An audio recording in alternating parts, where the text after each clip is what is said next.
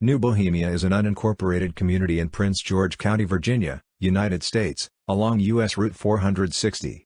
It was also once known as Wells or Wells Station. New Bohemia was established early in the 20th century by a group of Bohemian and Slovak immigrants who had previously settled in the industrial and mining sections of western Pennsylvania and eastern Ohio. In the late 19th century, over 700 Czech and Slovak families settled Prince George and neighboring counties. They had been farmers in Europe and relocated to the area due to the availability of cheap farmland. Their success in rehabilitating worn-out farms, where production had almost vanished under monoculture tobacco production, and producing new crops such as peanuts, led to the immigration of other Bohemians and Slovaks, with a sprinkling of Germans, Poles, Russians, and Lithuanians, many of whom came directly from their homelands. Some Bohemian and Slovak families who had homesteaded in the Midwest also moved back east and bought farms in Prince George.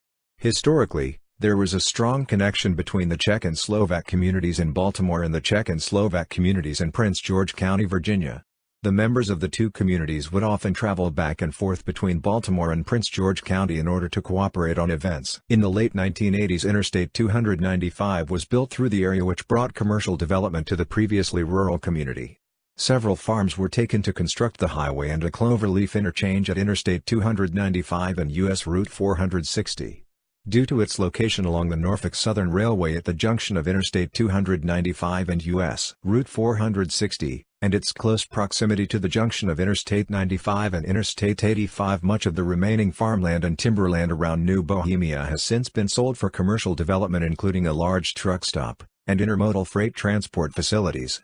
Several large tracts of land, including a parcel previously used as a drop zone by the U.S. Army at nearby Fort Lee, were acquired in the early 20th century by Prince George County for the development of an industrial park.